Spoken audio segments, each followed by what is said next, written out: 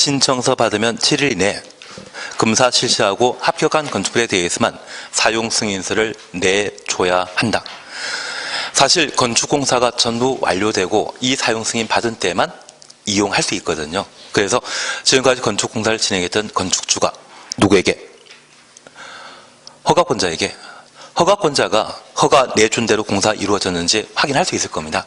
그래서 허가권자에게 사용승인 신청하게 되면 7일 내 사용승인서를 발급하게 됩니다. 한 장 응시입니다. 4번 임시사용승인이라는 말 사셨죠? 여기 임시사용승인은 한겨울에 공사가 완료되게 되면 가끔 나무를 심어야 되는데 나무 심질 못하는 경우가 있습니다. 그러면 4월 달에 나무 심는 것을 조건으로 임시 사용 승인이 가능한데 우리 3번의 니은 보시게 되면 임시 사용 승인 기간은 2년 이내로 한다. 다만 허가권자는 대형 건축물 등에 있어서는 그 기간을 연장할 수 있다. 그런데 1년 연장이란 말 따로 없죠. 하나 이해하실 것이 있습니다. 여기 임시 사용 승인 받게 되면 건축물 대장이 만들어지지 않습니다. 대장이 만들어지지 않는다면 소유권 보존 등기 할 수 없고 얘를 분양할 수 없거든요. 그러면 답답한 사람은 허가권자이겠습니까? 건축주이겠습니까?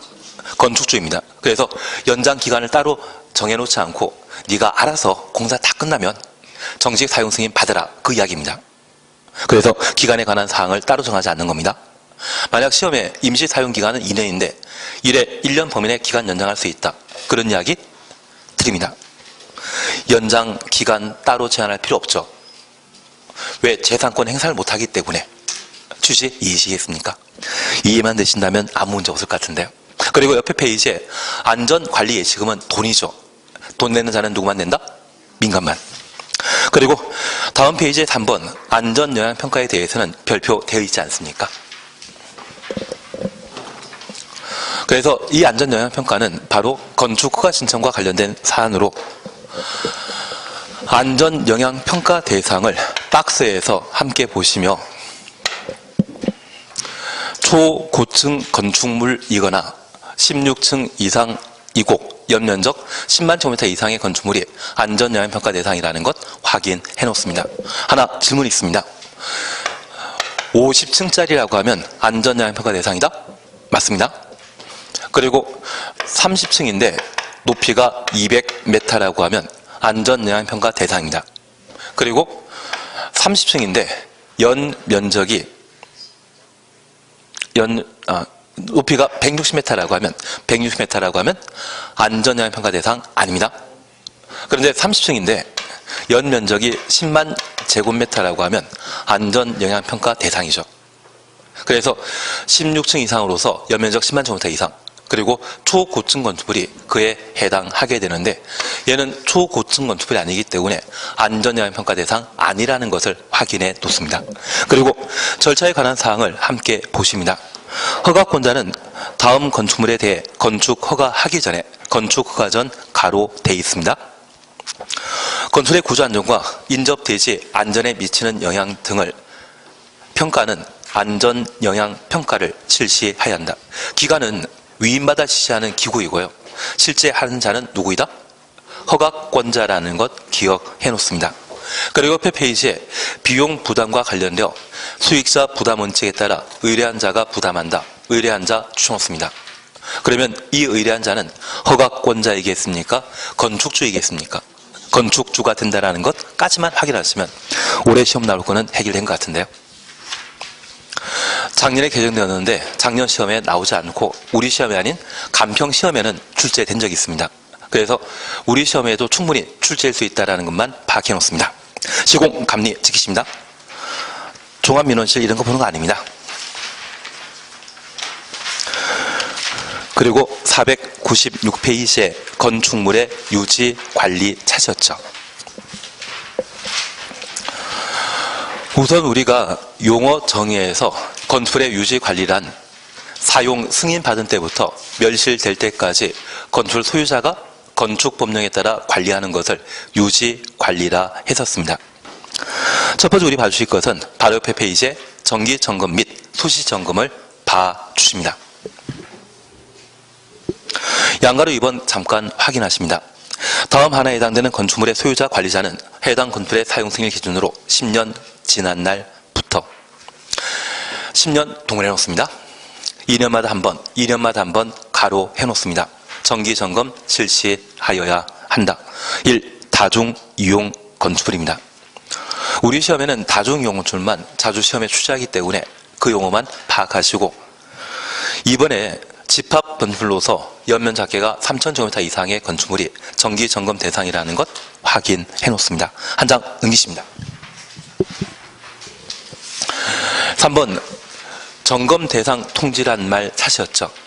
시군구청장은 정기점검 실시하여야 하는 건축물 소유자에게 정기점검 대상 건축물이라는 사실과 실시 절차를 기준일부터 가로 열어놓습니다. 2년 되는 날에 3개월 전까지 가로 닫아놓습니다. 미리 알려야 한다.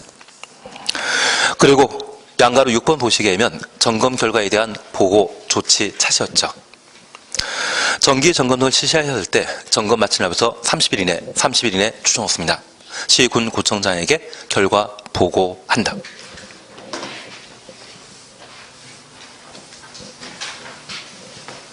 사실 우리가 건축 절차에 관한 사항들을 함께 보시면서 이 건축 절차와 관련되어서는 계획에 관한 사항들을 함께 보셨습니다. 크게 2단계로 우리가 구분하시는데, 건축주가 건축 허가 신청하게 되면 건축물 건축 또는 대선에 대한 허가 받습니다. 이걸 1단계라 파악해 주시고, 이런 허가 받은 이후에 공사 착수하고 그 공사가 모두 완료되게 되면 사용 승인받아 완공된 건축물을 이용할 수 있습니다.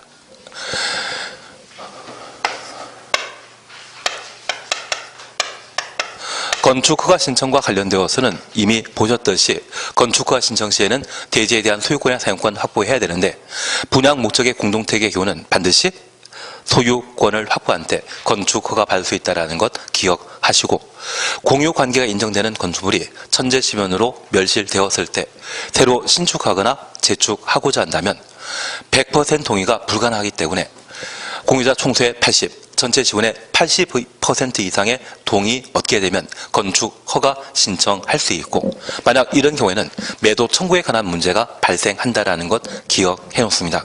저 매도 청구는 건축 허가 받은 이후에 이루어지며, 매도 청구하기 전에 사전 협의 기간으로 몇 개월?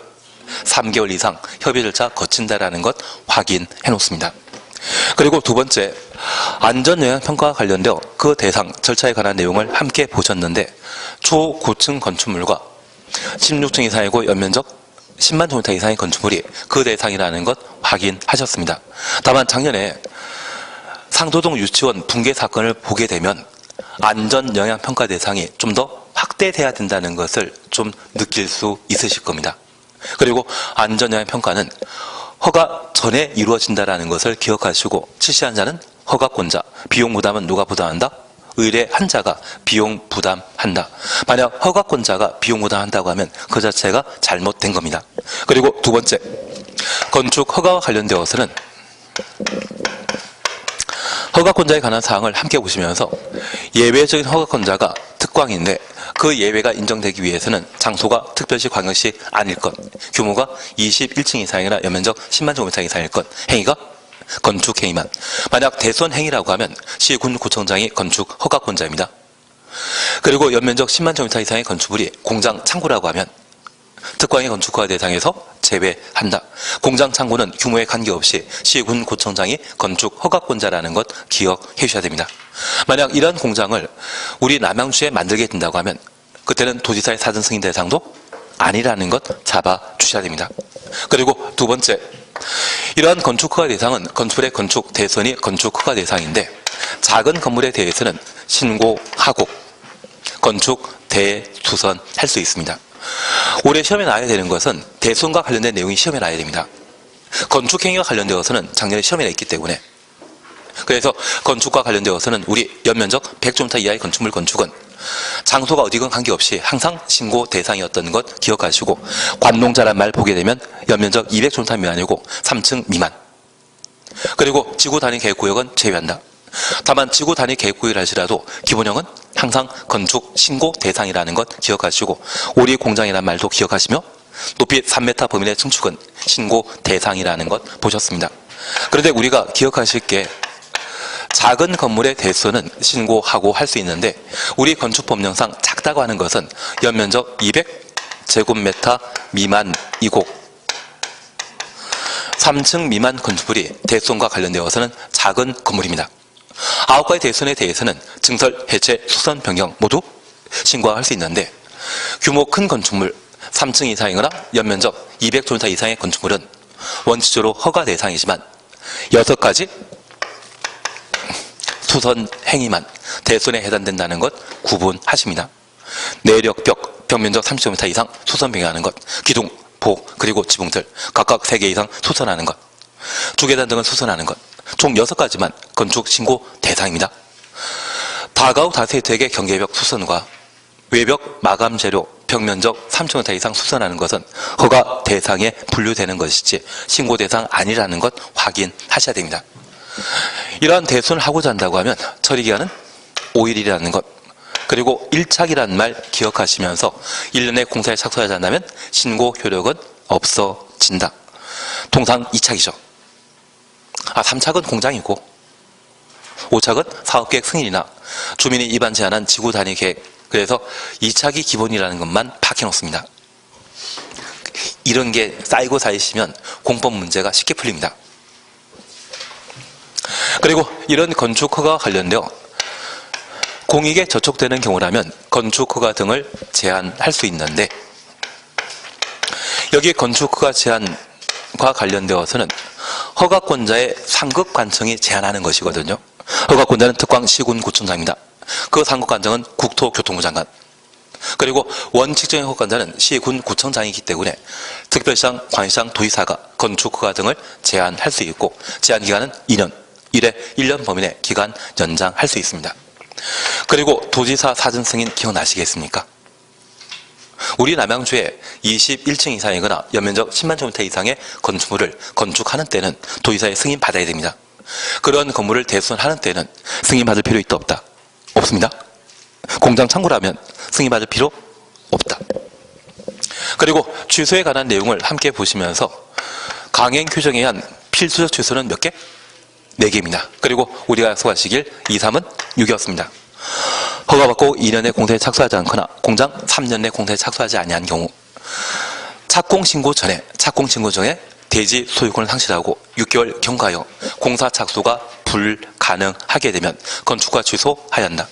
법정 기한 내 공사에 착수했지만 공사 완료가 불가능한 때에도 건축허가 취소하여야 한다. 필수적 취소는 몇 개? 4개라는 것을 잡아내시는 게 필요합니다. 그리고 착공과 관련되어서는 크게 신경 쓸 필요 없지만 우리가 기억하시길 3일이라는 것은 기억하고 있습니다. 그리고 사용 승인이 있습니다. 여기 사용 승인과 관련되어서는 건축공사를 지금까지 진행했던 건축주가 공사 완료하게 되면 사용 승인 신청하고 신청받은 허가권자는 7일 내 현장 검사 실시하고 합격한 건물은 사용승인서 발급하고 불합격하면 재시공 명령하도록 되어 있습니다. 그리고 이런 사용승인과 관련되어 특이하게 임시 사용승인이라는 말 보셨는데 임시 사용승인기간은 2년. 연장 기간에 대해서는 따로 없습니다. 사용승인 받고 정식 건축물 대장이 만들어지는 때에만 재산권 행사하기 위한 소유권 보전 등기할 수 있기 때문에 연장에 대해서는 너 알아서 해라 그런 차원에서 1년 연장한다 그런 이야기가 없다라는 것을 밝혀놓습니다. 그리고 저 사용 승인 받은 때부터 해당 건물이 멸실될 때까지를 뭐라 한다? 유지관리라 표현합니다. 여기 유지관리와 관련되어 우리는 딱 3가지만 보게 될 겁니다. 첫 번째가 정기점검, 수시점검은 아예 안 합니다. 그리고 각종 신고, 여기 신고라고 하는 것은 철거 신고와 멸 신고를 말합니다. 그리고 건축물 대장. 그러면 첫 번째 우리 이해하실 것은 우리가 나중에 도정법을 공부하게 되면 점검과 비교되는 것으로서 안전 진단이라는 용어를 공부하게 됩니다. 여기 점검이란 말은 건축물 구성하게 되는 구조 설비에 대해 눈으로 하자를 찾아내는 것을 점검행위라 하고, 진단은 건물을 구성하는 구조에 대해 전문가 수준에서 하자를 조사하는 것을 진단이라 표현하게 됩니다. 점검이란 말과 진단이란 말은 수준이 다릅니다. 그래서 우리 기차역에 세워져 있는 기차 바퀴를 망치 비슷한 것으로 때리면서 기차에 내재되어 있는 하자 찾는 경우가 있는데, 경쾌한 소리가 들린다고 하면 아무 문제 없지만 둔탁한 소리가 들린다면 어디에 균열이 발생한 것으로 파악합니다. 망치 가지고 두드리는 것은 전문적인 것입니까? 저도 할 수 있습니까? 저도 할 수 있습니다. 그런 비전문적인 것을 뭐라 한다? 점검이라 하고, 진짜 전문가가 내재되어 있는 하자 조사하는 것을 진단이라 표현하게 됩니다. 그러면 여기 정기점검은 사용 승인 후 10년 지난 건축물이 정기점검 대상인데, 하자 담보 책임이란 말 들어본 적 있습니까? 그 하자 담보 책임은 10년입니다. 만약 10년 이내에 건축에 발생한 하자에 대해서는 시공한 자가 어느 정도 책임지지만 10년 경과된 것은 하자 담보 책임이 종료되어 소유자가 좀 더 치밀하게 관리할 필요가 있거든요. 그러한 것들만 건축법에 의한 정기점검 대상이라는 것 이해해 주셔야 됩니다. 저 10년은 무엇과 관계되어 있다? 하자 담보 책임 기간과 관계된 것입니다. 그래서 사용 승인 후 10년 경과된 다중이용 건축물, 층수가 16층 이상이거나 바다 면적합 5,000제곱미터 이상의 종종운은 판문숙입니다. 종종운 판문숙 6가지가 정기점검 대상인데, 규모 크다 작다? 규모 큰 것입니다. 그리고 이런 정기점검 실시하게 되면 이 정기점검은 허가권자가 실시하는 게 아니라 시군구청에서 실시하는 것이 아니라 누가? 소유자, 관리자가 실시하도록 되어 있습니다. 그러면 사용 승인 후 10년 경과된 날이 정기점검하게 되는 기준일이고, 만약 직전에 정기점검 실시했다면 그날이 기준이 됩니다. 이 정기점검은 저 기준일부터 2년 되는 날에 3개월 전에 2년마다 한 번 정기점검을 실시하게 되는데, 저 정기점검과 관련되어 특이한 것으로서 사전 통지와 보고에 관한 사항을 한번 확인하십니다. 저 사전 통지는 우리가 알고 있는 이 소유자는 건축법에 대한 전문가이다, 비전문가이다? 비전문가입니다. 우리가 지금 건축법 공부하기 전이라고 하면 이런 거 아예 몰랐지 않았습니까? 그때가 삶의 질이 행복하고 좀 살기 좋았지 않았습니까? 괜히 공부 시작한 것 같습니다. 근데 지금 우리 이렇게만 민법 좀 해놓으시게 되면 아마 제 생각에는 10월달에 민법 만점 나오실 겁니다. 1차 만점은 80점 만점입니다.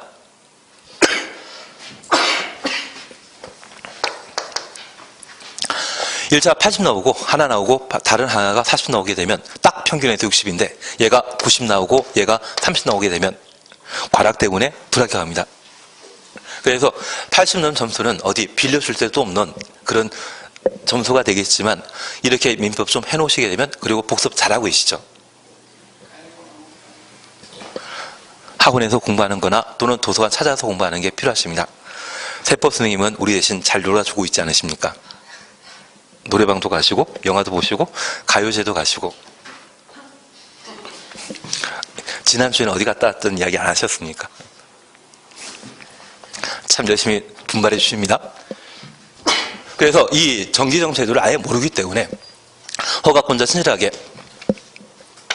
저 기준일부터 2년 되는 날에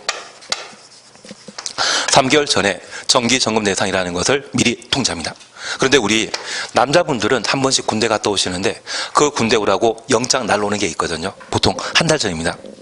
저 같은 경우는 좀 이상하게 한 열흘 전에 날라와가지고 제대로 못했는데, 한 달 전에 날라오면 한 보름 정도 알바하고 그 돈 가지고 여행 갔다가 집에서 한 2, 3일 있다가 군대 가거든요.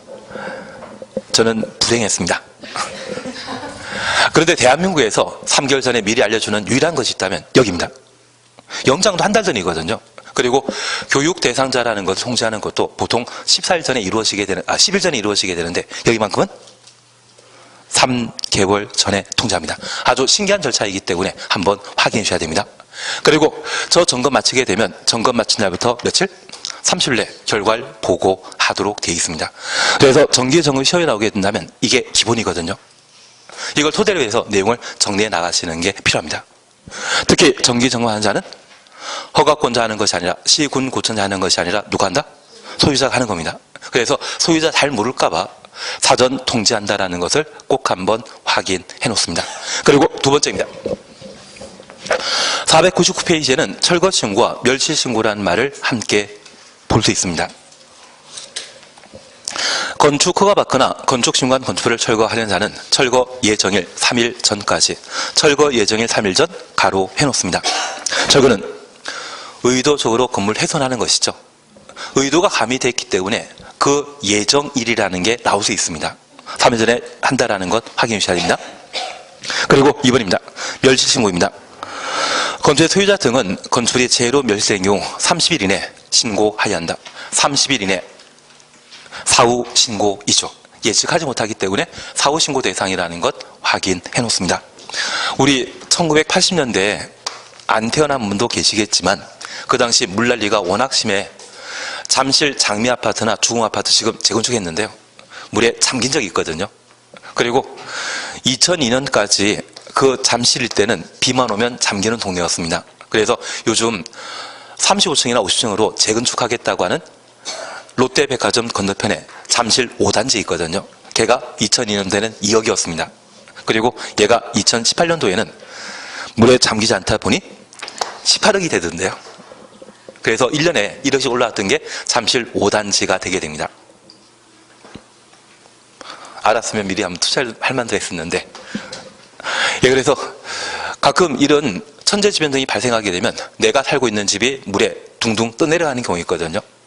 그래서 예전에 TV에서 뭐 많이 떠내려가는 거 보셨는데 저 같은 경우는 양재천 쪽에 보면 돼지 떠내려갈 때 사람들이 다들 나와서 구경했습니다.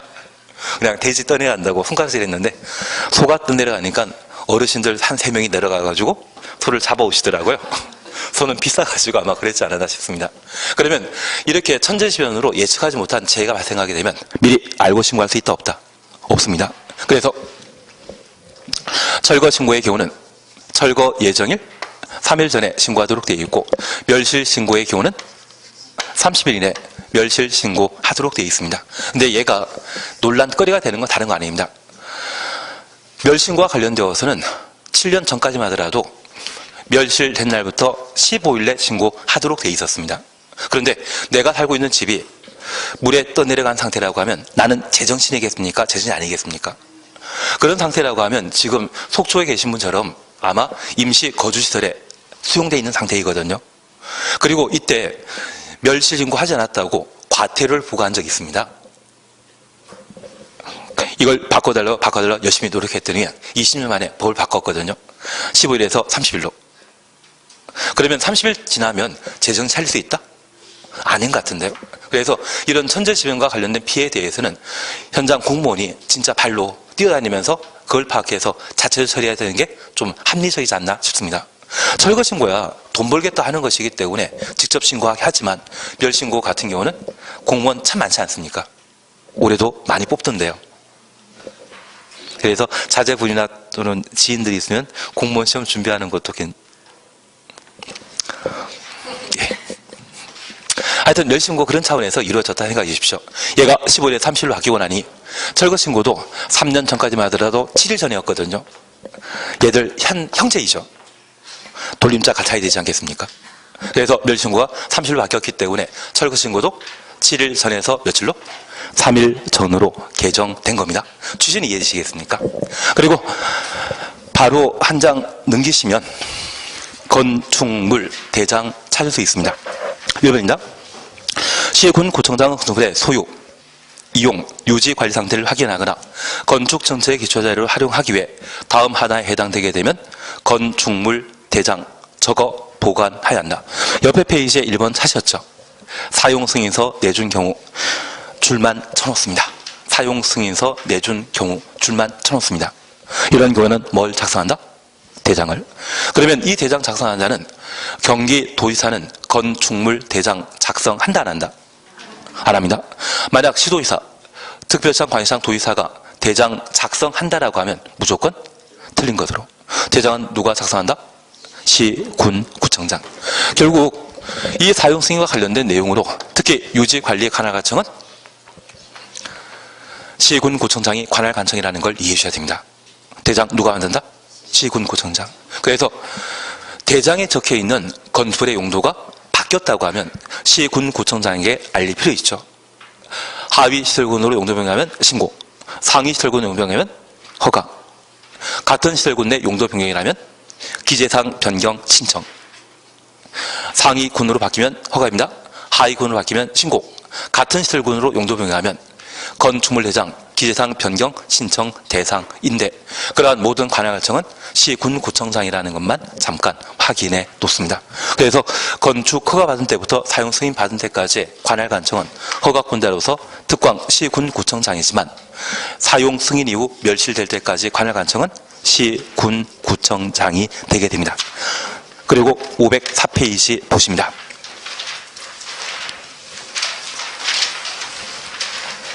504페이지의 제1절 대지 안전은 체크십니다. 이렇게 전문적인 거는 나중에 문제 풀 때 한번 보시는 거고 평상시에 공부하는 거 아닙니다. 그리고 옆에 페이지에 2번 대지안의 조경 찾으셨죠. 여기 대지안의 조경에 대해서는 우리 시험에 나올 게 딱 두 개 있습니다. 우선 1번입니다. 이 조경은 나무 심는 것을 말하는데 동그라미 1번입니다. 면적 200제곱미터 이상의 대지에 건축하는 건축주는 한 줄 밑에 조경 등의 조치를 하여야 한다. 여기 면적 200제곱미터 이상의 대지는 60평 이상을 말합니다.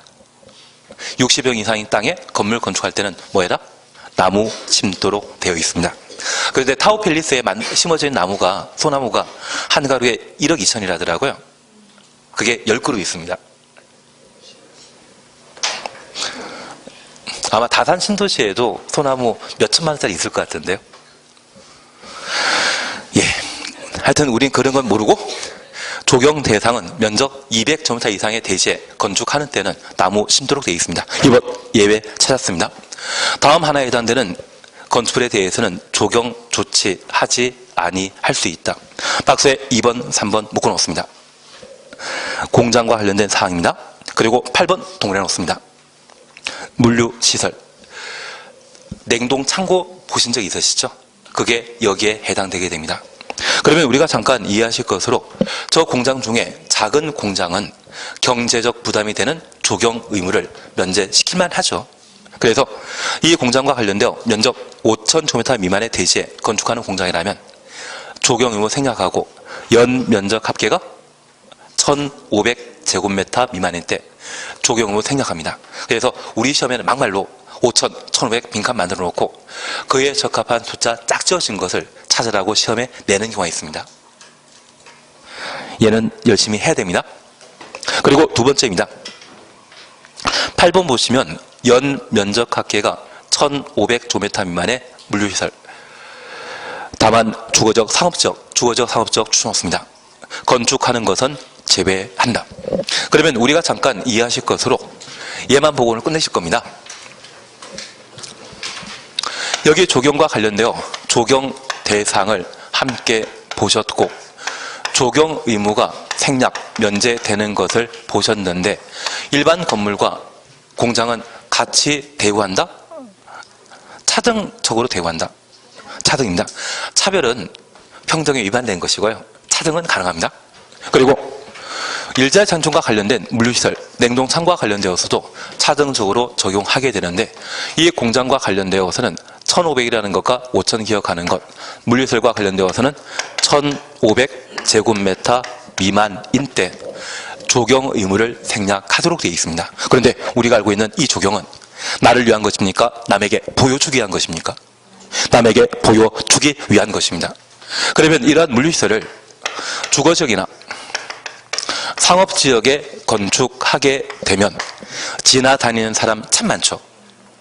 만약 이런 경우라면 1,500 미만, 100, 500이라 할지라도 주거지역, 상업지역에 설치하는 물류시설의 경우는 적용해줘야 되는 것이죠. 이해되시겠습니까? 반면에 우리가 알고 있는 저 공장을 주거지역이나 상업지역에 만드는 사람 있다 없다? 만약 그런 분이 있으면 그분은 벌써 교도소에서 열심히 밥을 주고 계실 겁니다. 이 주거지역, 상업지역에는 공장 만드는 것이 아니라 공업지역에 만들도록 되어 있거든요. 그래서 이 공업지역에 만들어지는 공장에 대해서는 연면적 1,500제곱미터 미만, 대지 면적이 5,000 미만일 때 조경로 생략하고 용도지역과 관련된 특례가 없습니다. 반면에 이 물류시설이라고 하면 물건 보관하기 위한 그런 공간을 말하는데 충분히 공업지역이건 주거지역이건 상업지역에 만들어질 수 있거든요. 특별히 주거, 상업지역에 만들어지는 물류시설은 규모가 500이랄지라도 뭐 해야 된다? 조경 대상이다. 우리 시험에 상업지역 안에 물류시설은 연면적 1,500제곱미터 미만일 때 조경 의무가 면제된다. 그런 식으로 나오면 틀립니다. 1,500은 맞긴 맞지만 앞에 용도지역이 주거지역, 상업지역에 달려있다고 하면 그 집은 틀린 겁니다. 우리는 시험 나올 것만 열심히 하면 되지 않겠습니까? 그렇게만 해주십시오. 오늘 여기까지 하시고 다음 시간에는 공개 공지에 관한 사항들을 보시도록 하겠습니다.